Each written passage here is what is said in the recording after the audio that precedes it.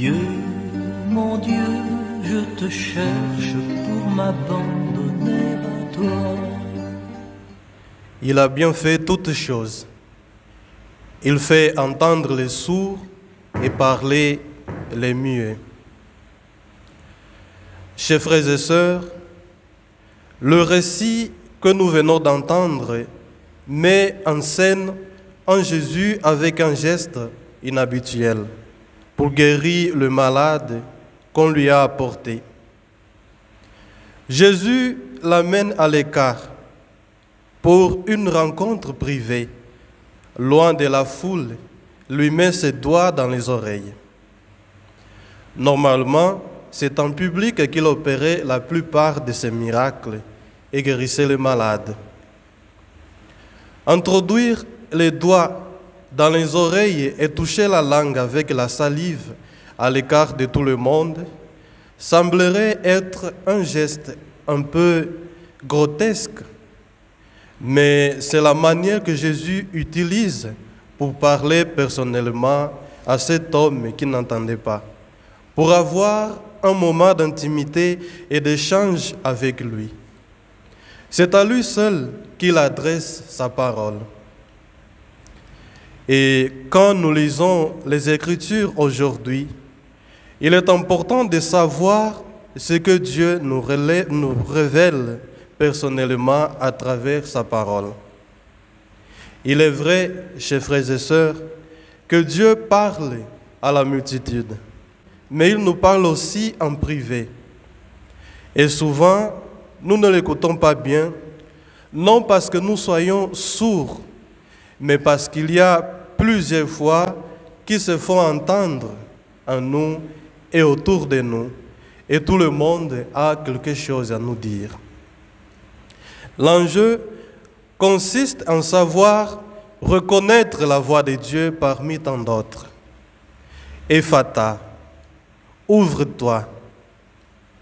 Voilà pourquoi nous avons besoin des moments de solitude, de silence intérieur, nous écarter de la multitude pour nous désintoxiquer de ces bruits et tant de voix non nécessaires qui se font entendre, et pour reconnaître la voix de Dieu.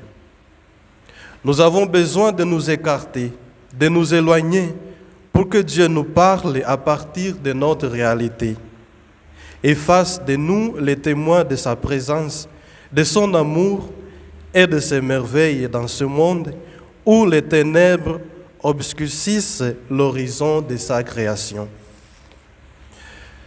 Mais que signifie pour moi que Jésus introduise ses doigts dans mes oreilles pour que j'entende et touche ma langue avec sa salive pour que je puisse bien parler?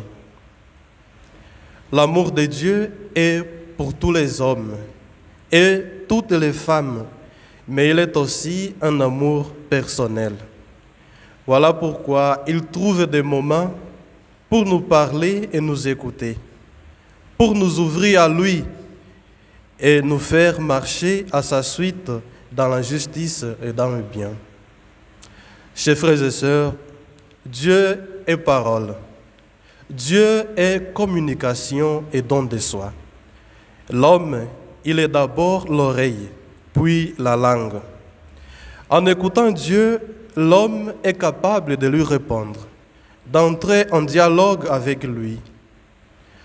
La religion chrétienne est une religion de la parole et de l'écoute, de la communication avec Dieu qui nous parle. Pour cette raison, être sourd, muet, au sens religieux, est le plus grand des malheurs qui nous puisse arriver. Par ce miracle, Jésus nous fait comprendre ce qu'il veut travailler et transformer en nous. Nous sommes tous sourds spirituellement, certains plus que d'autres. Même ceux qui écoutent la parole de Dieu risquent par moments d'être sourds ou sélectifs, c'est-à-dire qu'ils écoutent ce qui leur convient et éliminent automatiquement ce qui peut perturber leur sommeil paisible et les sortir de leur zone de confort.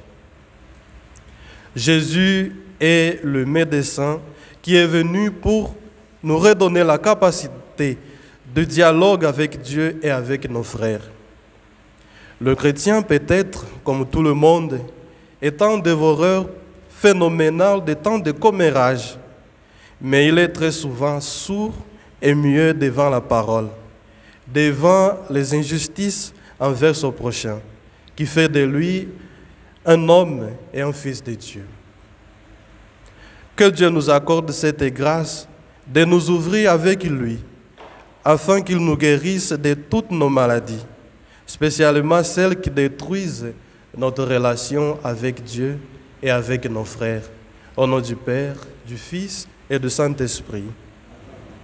Je veux être celui que tu veux que